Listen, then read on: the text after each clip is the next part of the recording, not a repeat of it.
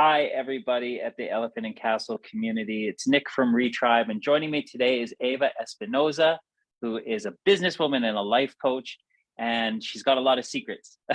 She's got little secrets that we can talk about today, and a book that you've written. I'm really super excited to have you on today, Eva. Thanks for joining us. How are you doing today? I'm very well. Namaste. The sacred within me welcomes and salute the sacred within yourself, the Retrieve community, and every one of our listeners that may join us today or in another moment. I'm very well and so excited to be here. Thank you so much for this opportunity to share with you what I do and to know more about what you're doing too. Yeah, I'm looking forward to the next 45 minutes. I know we've already had a little bit of a chat, so I've got a rough idea of what you do. But if you don't mind, maybe just introduce yourself to the community and give people a rough idea of who you are and what you do. For sure. Well, I think I guess the best thing to say is that we all are here in this world, I guess, to reach our maximum potential. So if I had to do a short circle through my life, I'm Spanish as a background, and I've been in the UK for a long time as a migrant, as we all do when we leave our home and the safety of our families, just to venture in the world, which is a very necessary journey for self-growth. But and also in that journey, I became a hairdresser, which was just basically not something I was ever expected. There's a lot still of taboos around the world about who is a hairdresser and what level of education and things that they do work through. And definitely my mom wasn't very excited about that idea neither. So in that journey of becoming a hairdresser here in the UK, I'm mixed it with my university studies in history of art, and obviously life just put you in very different places. I got to honoring mentors, which one would be Herl, which is a Canadian, is the founder of Avida. And I think knowing the wall of Avida, for those that they know, Avida was one of the first pioneering companies in the world that embedded in hairdressing the values of recycling, protecting nature, sourcing with the purpose to protect the communities from where the sourcing was happening, but also it's just really a very inspiring personality. And I think if I wouldn't really met Avida, because also the way that he came was through bringing the roots from Ayurveda, which is the science, the sister science of yoga that supports the well-being and create balance for humans. And so I think that was a very critical point for me to seeing hairdressing something different. And then obviously there's another one that we are with my mentors is Vidal Sassoon, which obviously is the founder of the current hairdressing that we know. And the story of Vidal Sassoon is also super exciting because it's a story of progression. It's the story of someone who really leveraged his childhood issues. He was an orphan, not necessarily by by desire, but because his mother at that point in between words, it couldn't have him. And I think that's just really connected also with my personal story. My mother was a single mother, again, because, parents in the past tend to be absent. I think that nowadays we are finding more that our male and companions are more engaged in parenting. And then Sassoon wanted to be a hairdresser. But obviously he was a child of not really much resources. And I love the way he connected the Bauhaus, which was a movement that was revolutionizing, again, the wall of art. That is very much what we have inherit all our architecture in the wall. And, it was a very, very potent movement. And he created And this way of translating the forms and shape and how to cut hair into hairdressing, which it was really like the source of pop culture, and which it really actually was like how England just became like, took over France, and then we had this pop culture. So I guess like what I'm trying to say here is you can see how hairdressing actually is far more than just like go and have your hair done. And it's just something that really has shaped our modern world, because obviously now everywhere is vegan, organic, like, you have all these things, and everyone is super stylish, and like we have all these amazing designers. And I think these two hairdressers, just to mention, well, the ones that I feel inspired constantly through are, and also Sassoon, what he did, he self-coached himself out of poverty. So I think in my own personal journey, because I beside of my partners, when I have one, I didn't have any support in terms of family, and we all know that London is not an easy city, and especially when you are trying to grow and to have a business. And in my business, I have many vendors. I have dealt with a business partner that were mentally unwell, like borderline personality disorder, with lots of I don't know. I think like it's one thing is to be like a leader and a colleague, and another thing is to be a manager, and you do need like so many skills to be in a business, which kind of like really forced me into yoga, which was a way of me finding balance and recenter when you are like, caring for other people, especially that have they are unwell. So finding that recenter. But also I was really then interested, always have been really interested in psychology, because that have really helped me to understand better my family, my story. And then obviously being a hairdresser, wanted to be a businesswoman, wanted to have a team, wanted to do things as we've been told to do it. Productivity, high performance was also like something I had to just launch myself in. And then suddenly, like, you put that in a cocktail mix, and then you have this love that I have for self-development and for self-growth and for supporting others to do that journey. And obviously I did life coaching. I also Lifebook leader, which is an amazing program that help people to navigate and create a map of the 12 categories of life. And that's exactly where our Leader Secret, which is a salon that is based in Brixton, between Brixton and Herl in Railton Rd, which is the Riot Road, which I love that because it's a place from the beginning that have that sense of history of, like, making fairness and equality between all elements of society. So that's where I'm based at the moment. And then my purpose is really to get this potential of hairdressing for individuals and for communities to start rewriting a story. We have pretty much industrialized our lives by work, also by Airbnb, our houses, like everything that we are, but by media, we are who we are, and what we do is something we can utilize to sell, to earn money. And I think like humans need to start understanding the importance of right now, and how like showing up to your life can have an effect around you. Wow, so much there. But just towards the end, when you said we've industrialized our lives, that's the first time I've heard anybody really, like, those words. I say kind of like our bodies have fit into the mechanics of capitalism.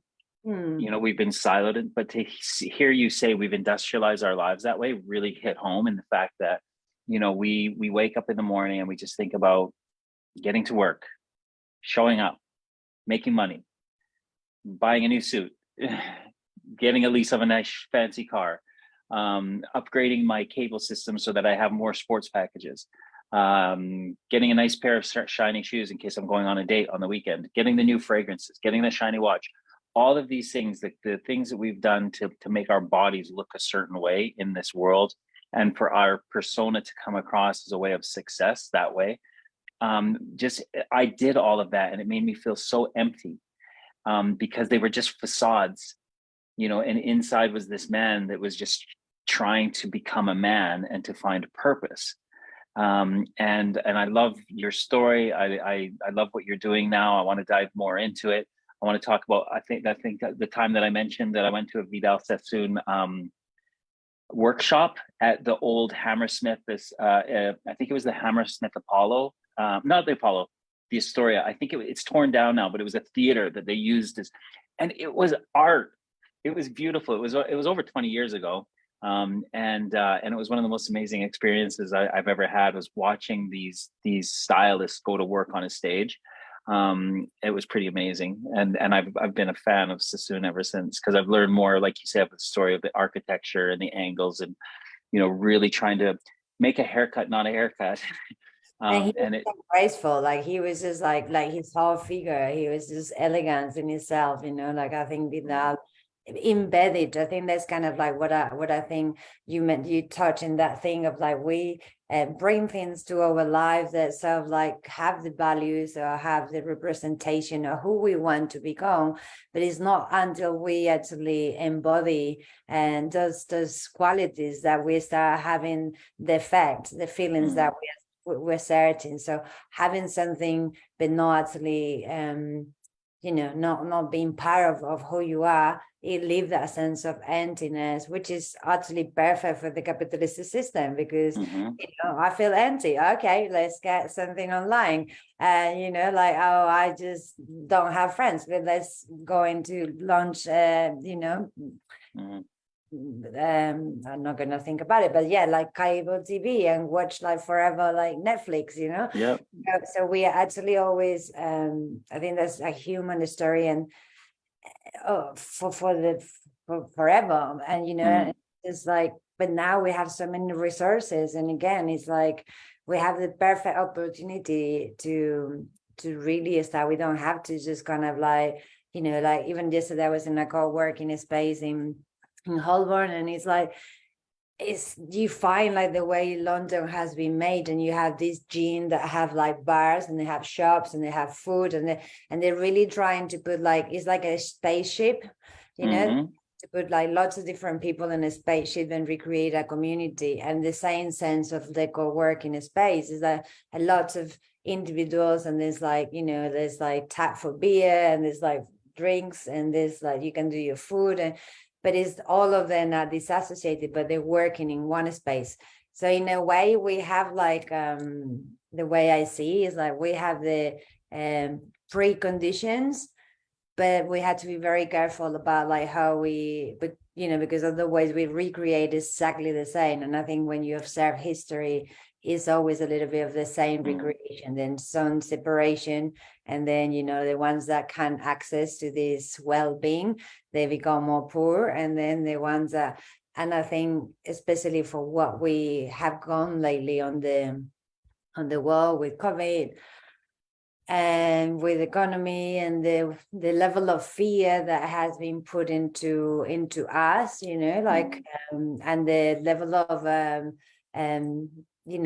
this harnessing that come from the model that we have in terms of politics. Politics are not, lots of people declare themselves apolitical, they're non-religious, so all this is fading. So what is it that is gonna put us together? The way we dress, the places where we go, or actually a higher intention that help us actually bring everyone together. I think I'm very strong believer of like we rise by lifting others, and then if we are living a huge, I think in the past it was more Africa, the third world, and then you have this all like charities and people trying to do the right thing, but then it's like that wasn't a good model, and this social model is also not a good model because we're not being inclusive. I was just watching a Netflix documentary series, and I don't know if anyway, it's a series about the ancient world, and there's a controversial figure who talks about these alternative theories around how we've evolved. And to me, it makes so much sense. And it's something that I've been really interested in over the last few years throughout my recovery of feeling connected to the universe, of having some kind of knowledge of a universal spirit, or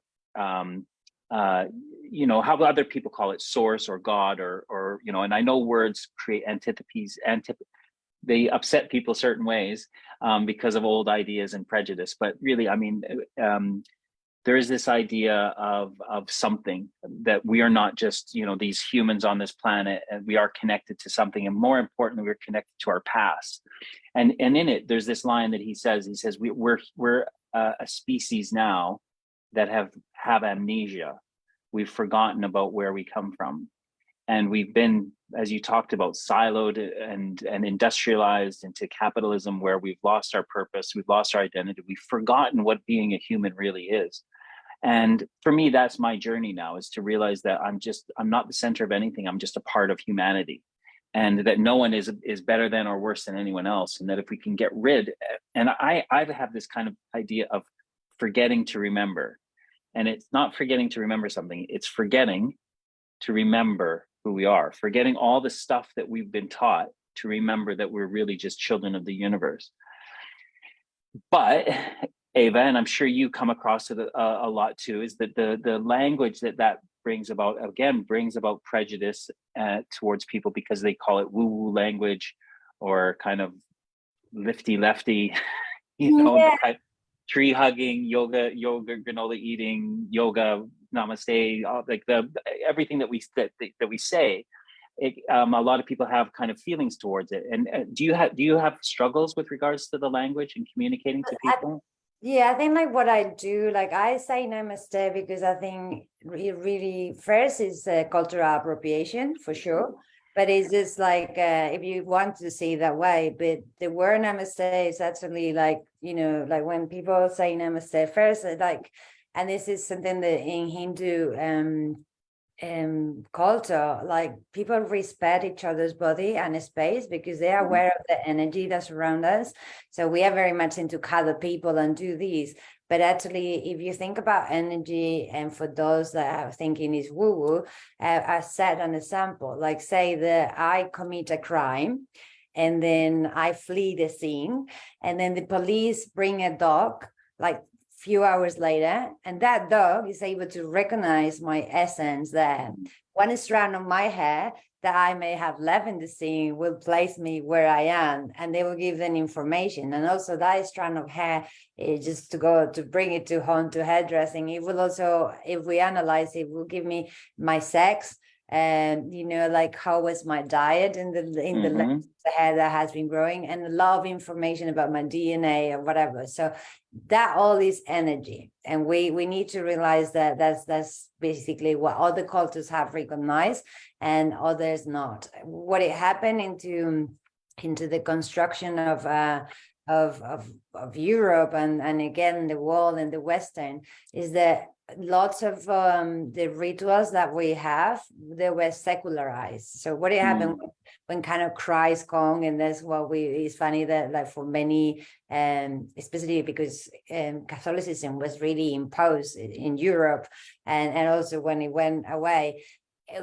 Christ represented a moment where there was a shift, which may be cultural. Let's say that Christ was like a human being, and he actually wanted to talk about this unity and love, which is also what Hinduism was talking, because yoga means to joke, which is to unite. So actually when we talk about a spirit is breath.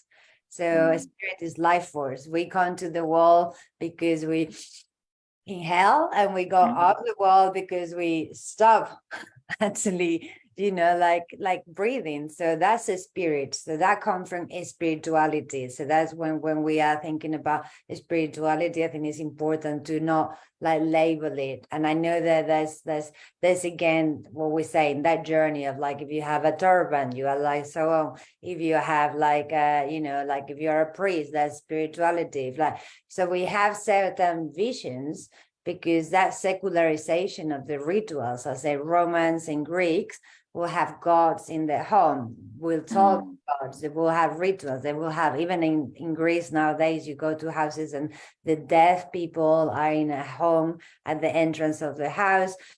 So what I'm saying is that we did have rituals within us that we can just utilize in a daily basis, no? And then, for example, other word that I love to use is inshallah, which is in God will. Again, it's cultural appreciation, but actually in Spanish, like the Arab world form very much like the foundation of Westernization with astrology, with mathematics, like, you know, there were the people that at that time were really harnessing and cultural movement. And I use that because it really represents me, an idea that it is not all in what we do, but like, you know, that maybe it's written. So yes, there's woo and then I think this like simply just having a conversation. And it's the same when we find things with LGTB or like people. I have an opportunity to be with women that have done a fantastic film about cancer recovery, and they were talking about how tap into the sexuality in a sense of femininity. And you know, like it was a Q&A, and one of the survival just say like, you know, like, if you don't know, just ask us, because sometimes we don't even know. So like, you know, like all woo is something that we don't really have a clear idea of, and the only thing that separates us from making that idea less abstract or like judgmental is just to have a chat about it. And as long as you know what you use those words, you know, like for example, people really identify with just do it. Do they know the story behind why Nike put that? I don't. Exactly. Like, you know what I mean? So basically, there's a lot that could be woo, but we have accepted that kind of woo because it's cool, because it has something there. And someone who maybe religious will see that. So I think it's about like that dance into I don't know, would like to know. I personally think that for me, it's the journey of getting people into a space where that language it's not, they get into a place where they can lower their judgments. And I think that's my challenge today, is so many people are carrying around the judgments. And for me, those early judgments were around the word God. You know, if I saw the word God, then I thought about the Bible. I thought about a white beard, white coat. I thought about oppression. I thought about the devious stuff that was happening in the church. And rightly so too, because that happened, you know, right? No, so it's not like you are being like judgmental for no reason. It's just that those things happen. Yeah, they happen, and they instilled in me. When I saw that word, I was not open to it. I shut on that word, when really there's a power. It's not the word, it's the power behind the word that I'm interested in. And I think that when people are annoyed or they have prejudice or like antipathy, that's the word that I was trying to say, towards certain language, it has nothing to, it's not the language, it's the situation that person sits in, and it's their judgments, it's their fears. So really it's this work of like trying to get people to recognize that it's not about the language that they're hearing, it's about the state that they're in, the resentments and angers that they're carrying into a situation where they're hearing those words. Automatically they're thinking about division. And if you use those words, that means I'm not going to abide by those words, because we live in a world now of division. And I think media and politics is all about trying to divide people through fear. But that's a whole other thing, you know? That's we can definitely work with that, because actually what we're saying is there's an issue in terms of like with that industrialization. What is happened is that we all become single units. I think one of the important things is that especially now after COVID, you know, like there are people that, I don't want to have a relationship anymore, you know, I don't want to be with them. It's actually hurtful. It's very hurtful, and I can definitely be a statement of that. To believe in someone, to believe into a marriage, or believe into someone that you are really trusting, and be betrayed by them. And I think, but what it is like people, and there's a philosopher really interesting and current is Ken Wilber, and he does this program of like this idea of integral, and he talk about states and stages of living. So when we are in stages, the stages are evolutionary. So sometimes like this idea of what's right or wrong was really like patriarchate is really good at that, because they have a very clear idea of what's right or wrong. Religions were really good. They said this is right, this is wrong. And then stages become an state. And then when you have this level, as you say, like for me, God before was bad, I was close to that, but now I understand that that's not really what spirituality means to me. Therefore, you are in a different state. So now you're not going to like go back to this like not knowing and having this division. But the point is that we have broken the families, we have broken the communities, we have, and I guess that's what Retribe is trying to rebound, because we have put like people can live alone in their home.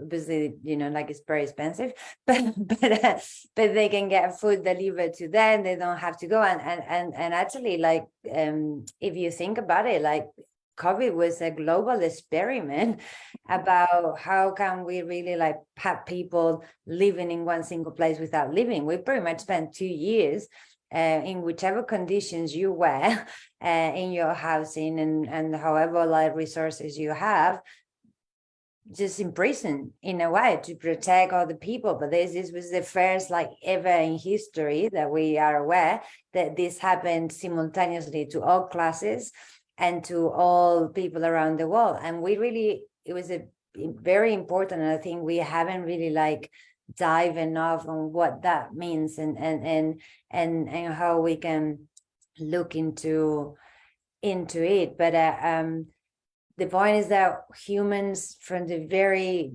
young age, that if they don't have contact with other humans, they die. You need thriving.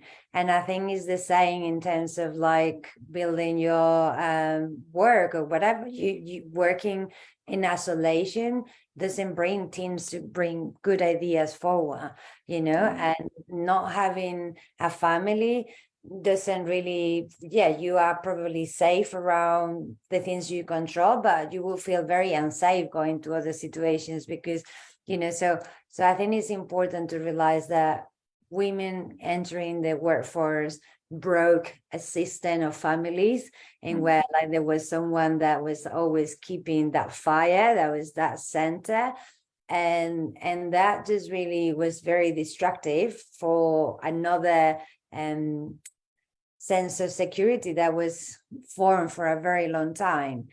And now we are kind of like trying to sense that, as I through branding, through going into the right experiences. But it's important that people start to be educated. It's educated about to see that what they do every day and it's their habits, like whatever, how do you wake up? What do you do when you wake up? And what do you do in Christmas, in your summer, after work? Those are habits that if you bring a sense of ritual to them, which means you add meaning to them, which is spiritual, then you can really start seeing how they can take you from A to B. The problem is that, like we've been given, like in the past, people, they were young, they met someone, they marry, then they did good or bad at that marriage, they have kids, they buy a house, and then that was how it works. Now it's like there's so many different ideas. But even for the younger people, I have a conversation with a 31-year-old man who's like, oh yeah, I'm very into spirituality, I do whatever I want, I just work between Paris, London and LA, like doing. And it's like, okay, that's amazing that these younger people have this a way of living and they have created this nomad system.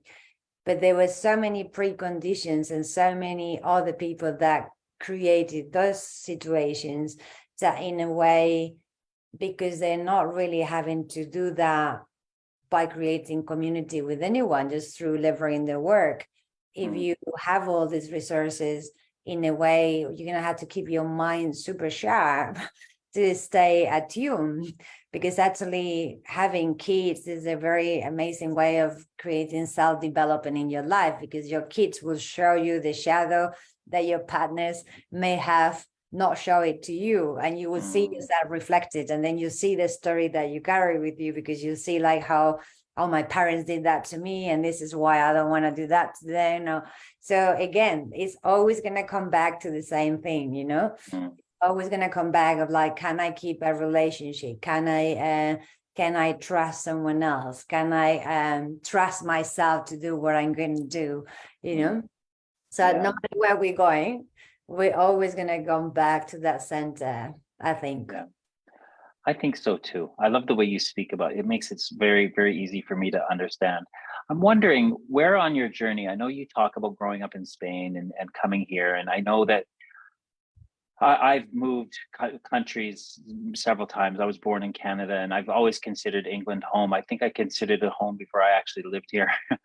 I just didn't feel settled in where I grew up in Canada.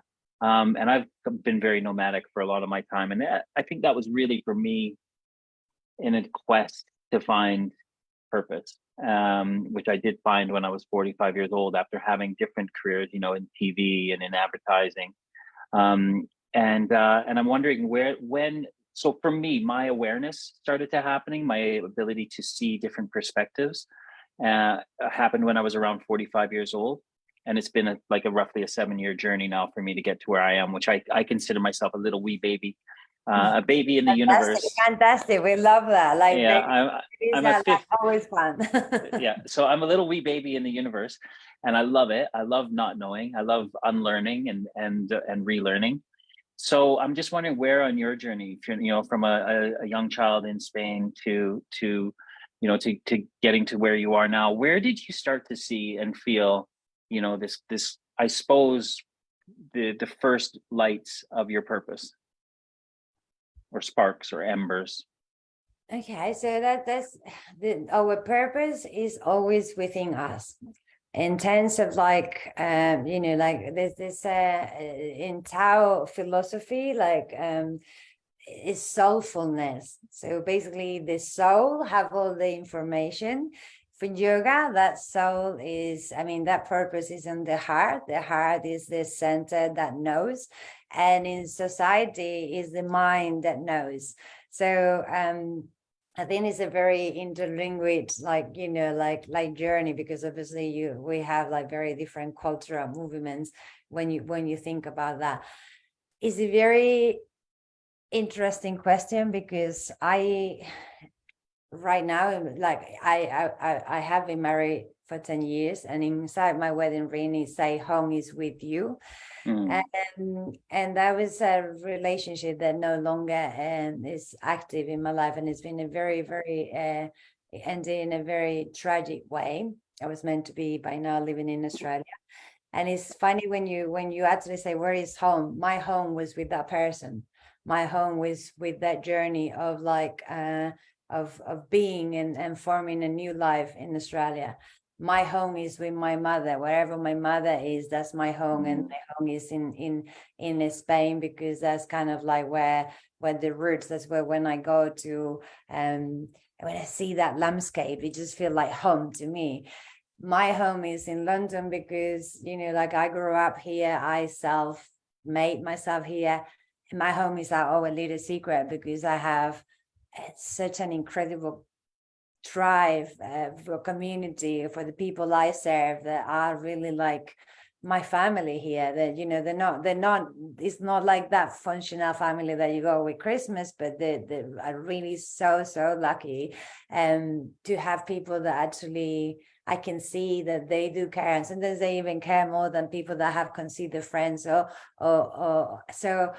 Home now is within myself. It's just like within my purpose is about like me attuning with who I want to be. I also work with Ever Coach and the Mind Valley, which is and again, these are like global learning platforms, and with the mission, especially in Ever Coach, to coach and to support. And then home is also with connecting with all those purpose. And that's why I wanted to create this Holistic International Academy, because I think home can be very different for all of us at different stages, and they have multi levels. And it's important that we find that there is someone or something that can always attune back to the center of who we are and where we are. And in that sense, like, the hair is also such a wonderful tool, because your hair will be showing the change of age, the change of sickness, the change of, so home is actually your body telling you where you are. Is also, if you have, do you have a functional body, do you not have a functional body, are you like in your optimal shape? So all those things like make home. Your main home actually is this. If you can put this in a mansion, but if you are really sick, forget it. You can put this in the side road and you are very healthy, then you can have a fantastic time. So home is actually this body, this spirit, and what we do. And purpose is actually something that you have to tap in and out, because there's sometimes that purpose is dictated by that soul, but it's also fundamentally we have 4 desires of our hearts that have to fulfill that purpose. So one is that soul that say like they say, if we believe in that predestined, but then for that predestined, whatever it is, you have to have some certain conditions. You have to have like a place of work, safety, and money. Like, you will never like reach your sole purpose if you are homeless, or if you have problems, with alcohol or whatever. It will be very difficult. So you have to have good stability there. You have to have also things that will give you pleasure, because you need to enjoy. So getting to your soul purpose, if that's what you really feel like, I want to do retry, I want to help a lot of people, so you have to also do a lot of hard work. And then you're going to have to also have things that like really bring you joy, having time with your kids, having a partner, like your sport canals, all these things that bring you pleasure, inclusive of like sexual pleasure. And then you have one other element that is really important, which is Morska, which is like connecting to something bigger than yourself. So whenever we are lost, whenever like we have lost faith, that's when we call God. Like, even if you're not religious, you're like, oh my God, please happen. So that's kind of like that connection with something bigger. That's the moment that someone realized, oh, I'm a tiny weeny human being here, and actually there's something bigger that I'm calling upon.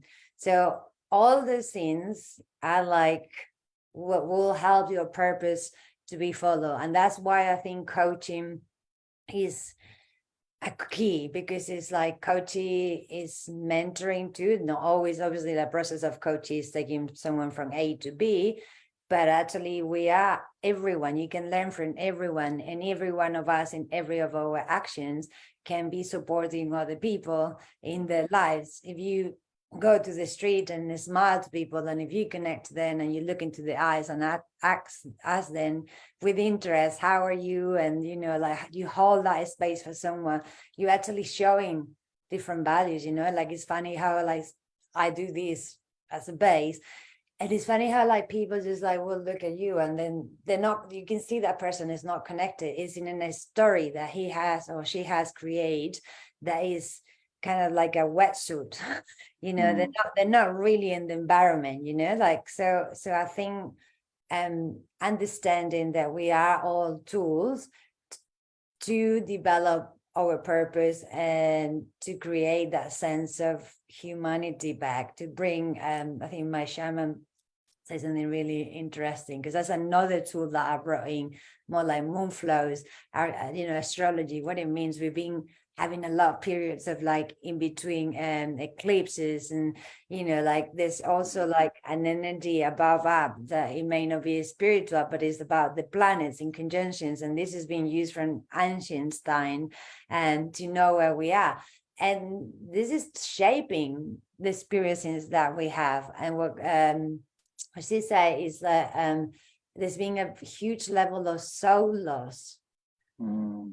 So, you know, we are numb even to connect to another person. We are numb to just, we got used to be too busy to, you know, spend time with someone who look unwell on the street. Or maybe, you know, we know that if you find a homeless, or yesterday, for example, there was this young man who was super high and he was spinning around, and you know that you cannot like jump into that moment of their life because you're not going to really be able to create change.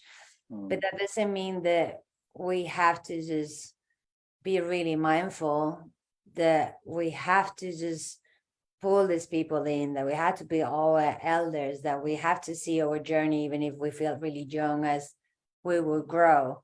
And what is it, the legacy we want to create? What is it that we are planting today that will actually come back? So so I think that's something really crucial for all of us to understand that we have a role to play daily. Yeah, we do.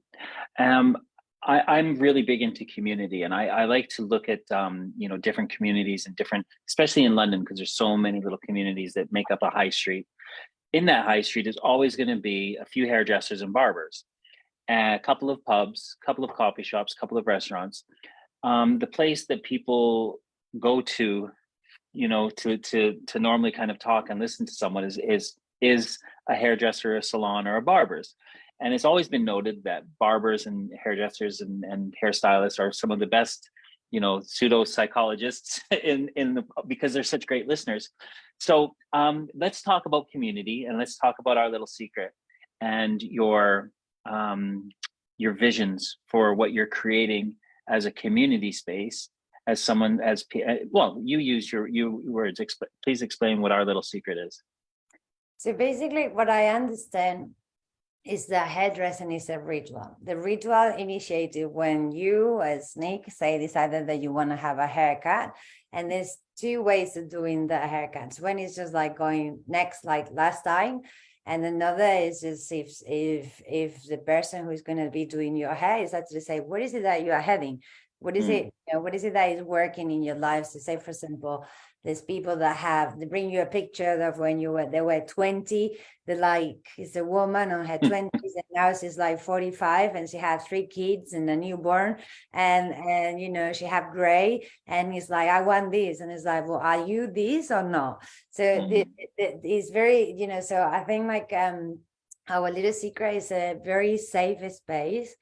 Where I already am aware that the ritual started before, and the ritual in the sense of like when someone comes to me, I can really have developed also technique to tap into energy. I'm a very intuitive person, so you touch into that energy. There's always gonna, especially if it's the first date, because you know, like I think that's, if you see that around hairdressing too, like people are very faithful to the hairdresser if they want to, because that person know how they look. So actually this again is exploration of like, I don't want change, you know, I'm gonna accommodate, like, and this is basically how the brain function, because the brain is like, I want to, like, the brain is somehow intelligent, but it's like spending the minimum energy to get like to safety. That's what our brain is doing the whole time. So when we create change, there's always going to be like a tension. So when a person comes to my chair, all that is accounting to. And I think what I try to get them in is first to listen, to listen about like, what is it that they foresee in themselves, so I understand a little bit more. And also I utilize meditation, and I you know, like a quite healing head massage, and I can just put all those things on my coaching to really like start create this sort of like safe space for the individual to actually see what is possible, see what is not possible, and then understand that what they can do is already amazing, you know, like it's not about like copy and paste. Like I have the other day a lady that have completely fried hair. It was like black with a little bit of red on the top, like it looked like a Darth Vader cape. And she wanted to have like this. She sent me the picture by email, and she sent me a picture of Jennifer Aniston in a naked pose where her hair, you know, Jennifer, you know, she had fantastic hair. So hair like blonde and ash and thing, and she was just like by the side with the hair covering her breast, like really long. And she was like, I want that, and how much will it cost me? So, and I was just like, wow, like, you know, like that's kind of what I see. What I see again is that journey, like that is coaching. This person want to look like that. What is it, the values I want? What is it, what is his lacking? And they make happy bag on like, don't try to be someone else. Let's try to find who you are and how you can find, because what she wanted is she wanted to be attractive. She wanted to feel like, you know, like recognized in society because of her, you know, like beauty. And also like hair is just a good way of like understanding what people's values are. And you know, you will never see a woman in TV with bad hair or fine hair. You can see bald men, there's no problem. Accepting bald men into TV, but you will never see a woman with fine hair. You know, you will never see a woman in politics with very like kind of sexy hair. So if you can see, all those are like values. So I try to just disturb a little bit of those values. And I have I very long time ago, I decided to put my mouth where the money was, and I created, I think it was one of the first salons to have a neutral gender policy for haircuts. And it worked really well when women wanted to have cuts that were similar to men, but it was really much more harder to convince a man with longer hair or middle length that he had to pay more money and to actually like have a haircut, because you know that they call it the pink imposition, like women are prepared to pay more to look good while men are not prepared. So I think all these things are like what, you know, a little secret I try to be like upfront with.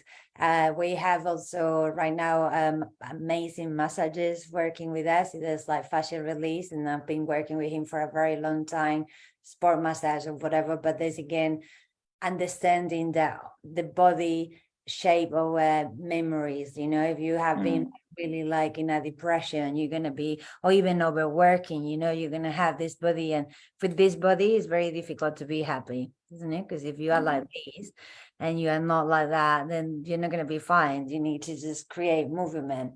And hopefully we're gonna have like yoga in the salon too, which is going to be like, because yoga, you can think classes around certain ideas, so that's another element. And there's a project I'm bringing out with an amazing artist where we're gonna do like mirror working, because a lot of the times when people sit, and I have fantastic beautiful mirrors in the salon, they sit in front of the mirror, the first thing they start is negative self-talk, like, oh, I'm fat, I'm ugly, I'm like this and that. And it's actually like, that's something that I want to disturb, because the reflection, I have zero tolerance in the salon for negative self-talk. But like I always like bring people to that, and it's about like, it's not about like what don't you have, it's about what can we do with what we have, you know. So all those things mix, I think there will be a fantastic journey to take away, as you say, the woo-woo word and give people experience. Because I think there'll be two types of individuals that are really willing to self-grow, and they will put themselves through that, and then those that won't. But anyway, life always have a way of forcing you, isn't it? Like, so like it's about resistant or not, even if you're not into that, if you learn that what we do every day could be understood as a way of adding value to your life, of adding, you know, self care to your life, and that's what we want. We want to tap and build that into confidence, that we can bring the right emotions do our living. And when we are operating from the place that we are happy, when we look at the mirror and we can say, hey, look, I fancy you, you know, Yeah, yeah, then that's a much better place of radiate. If you see your yeah. potential and you don't want to try to be someone else, you know, and that's what it happens when we see TV. In TV, we see, you know, maybe simultaneously million of people see someone do the job well, but we never recognize the job of someone who clean over roads, or the teachers that do the work, or, you know. So I think we need to just start like really and having those conversations too. I love to, I learn so much through my clients. I have to go to other hair salons to have my hair cut. I just find it very shallow. You know? It's just like very, oh, hi, how are you? Like, you know, like, and even like I could feel like the person is not really thinking, oh, you know, there's a structure here. This Yeah. is have a movement, have certain things, and what can I do to make it best? It's not about like I'm going to do a bob, or I'm going to do a crop, or I'm going to do that. It's about like, you know, how is this person today? And maybe the haircut is important, but maybe it's more important, as you say, the sitting and to have that chat and to listen and to really realize that, because they are nervous, because when we are touching the hair, we are touching the fascia line. And so to people to understand that fascia is like a wax material where all those emotions is due, and the back of the body is related to the past. So as we are touching the hair, then suddenly this person is sparking all this. So that's it. That's the raw energy. That's what I discovered when in my first adventure to be a hairdresser. I was working without any previous qualification in the Soho doing haircut, and it was terrible. And sorry for anyone that came to me. It was my boss' fault. Yeah. But the point is, like, I just noticed there was so much energy there. So it's like, and it's the same. You see someone in the street, can you not feel the energy? Can you not feel the energy when someone is walking behind you and you feel that energy? Like, we are constantly feeling energy around us. So it's like, what do you do with that energy? And instead of judging, can you question? Can you actually like sort of like, you know, like utilize it for development, utilize it for rejoining, to see in the other person someone that say, hey, you know, like, I see you, I acknowledge you. I may not be agreeing with you or who you do or what you do, but that doesn't mean that I'm not going to be here to say, yeah, I see you and you're important, you know. And I think that's also really, you know, like there's a lot of times we see homeless people or drug. There's a lot, I think that especially around Brixton, I can see there's a higher number of people that are on the streets. And I think, like, I never give money because I don't like to support, because I know that, you know, food and things is something that normally they have. And obviously it's very expensive to have an addiction if you don't have like a sort, but you can still look at that person and say good morning and smile. And I just think, you know, is that sense of like we're leading by actually not you know, not being bosses, not being this, but like by really bringing people in and say, hey, I see you and you're important, you know. And that's what I want to you know, spark. I think inspiring and having more opportunities to speak is important to me, and to create a content for education and bring people into this journey of being themselves. I don't want people to be other than themselves and to use the skill. You will be very, you know, what you do and what you're capable to do will be very different of what I do, what I'm capable to do. But they're all tiny drops in the lake and they ripple. They are. All we can do is be a light, right? However big it is, we can be that light, and that means lifting people, but also being able to be lifted so that we can just become part of humanity. Because, like I said earlier, no one is above or below. We're all the same, and we need to polish each other, I suppose, so that we can just all get to where we're meant to be, which is home in the body. Yeah. And what is a diamond? It's a rock that has supported extreme pressures that Mm, when we shape it, when we buffer the mm, outside, it start like really shining. So that's yeah. how we have to see ourselves. Even like when people have like a past that they may feel attached and thinking, you know, well, I have this issue. I was a bad person. I was that. You always have that story. If you Mm, overcome it, if you're able to change that, have the potential of, and I love what you shared with me last week of that. It was a joke about like the person that was in a hollow ground, and they yeah. were throw religion, they were throw like money, they were throw, and then suddenly another person that was in the same situation came in and said, you know, I know the way out. So that's Yeah. exactly what it is. If we are passing ourselves through our journey of growing and with grace, again, Yeah. can be young forever, people will get old. We need to just start giving models that being Mm, old is okay. We can't really like expand to be like on our 20s and that's our hot time. And yeah. then after that is the MOD of society. We're living longer lives. So let's try to present new models and bringing people into it. Ava, you're amazing. I can't wait to one day visit our little secret, and I can try something new. I'm gonna do something new. It's a journey, and also like Yeah. this thing about the hair. The hair doesn't, you know, you kind of have to have this idea. What is it that you want to, what are the values we Yeah. want to bring through hair? Do you want to do a change? And for that, I will send you homework, because Yeah. you become, you know, like the way that you treat your hair on a daily basis will be very important to how the hair, when the hair comes to me, or my haircuts are like in a good shape. So that means I have put the scaffolding for something, and then I can take Yeah. it to the next step. I'll look forward to it. And also, I think there's some things that we can do in the future together. We can collaborate.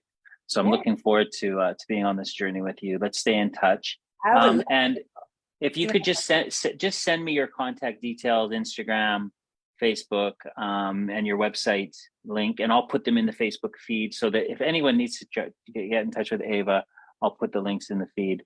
Once again, Ava, thank you so much for joining. I really appreciate it. My pleasure. My Thank pleasure. you. It's been a Namaste. Yes. namaste to all. Take care. Thanks everybody for joining us. We'll see you next Tuesday. I think we've Haley's going to be the woman who couldn't make it a few weeks ago is going to be up on deck Tuesday, and don't forget to join me on Thursday for a Tough Through Tender gathering. Until then, we'll see you all later. Thanks again, and thanks Ava. We'll talk to you soon.